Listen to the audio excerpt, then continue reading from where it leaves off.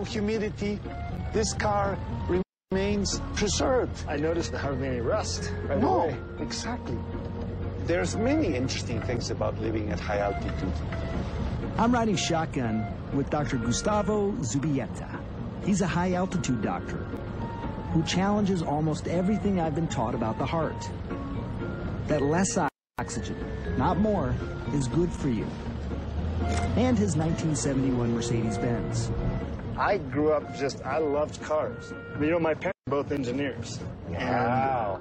And every weekend, we would just tinker around. Really? Every so you've weekend. done some mechanics. There's a lot of similarities between doctors and car mechanics, I think. The heart is a pump. Right. The lung right. is a pump. That's right. This is just physical laws.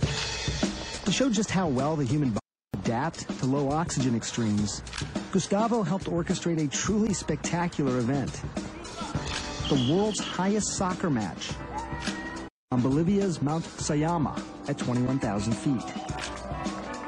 It was amazing. They played the game and tied 2-2.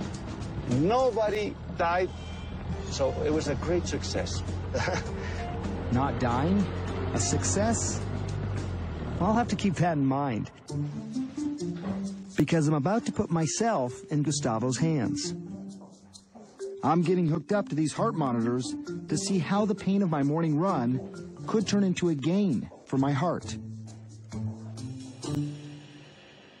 The truth is, you can do extraordinary things by adapting your body to lower oxygen.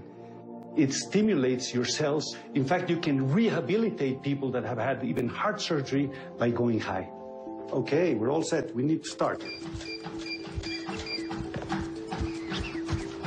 Most people, when they do exercise here at high altitude, their oxygen saturation levels drop.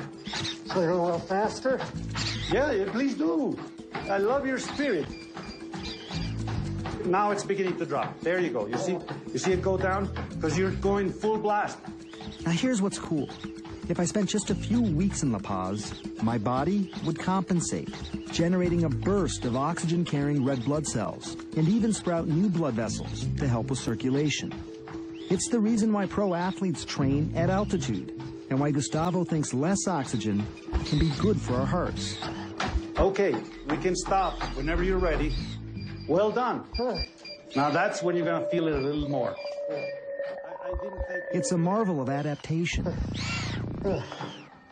But clearly, I haven't been here long enough. Sanji, how are you feeling? I feel like I'm about to go to the moon. With this oxygen deprivation helmet, Gustavo can give me a taste of what it was like to play in that mountaintop soccer match. Okay, we're all set.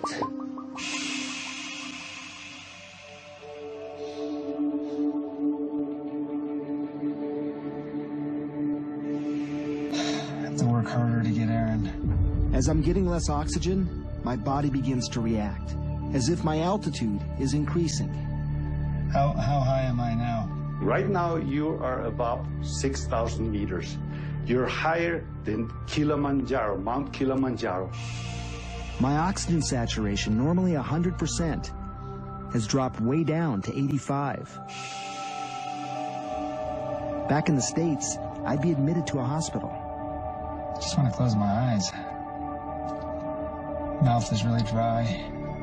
I'm feeling a little shaky.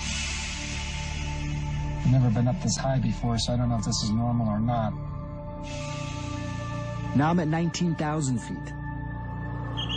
Almost as high as that snow-capped soccer field. And while I can hardly stay awake, these athletes were local Bolivians, fully adapted to the thin air. They played for almost an hour.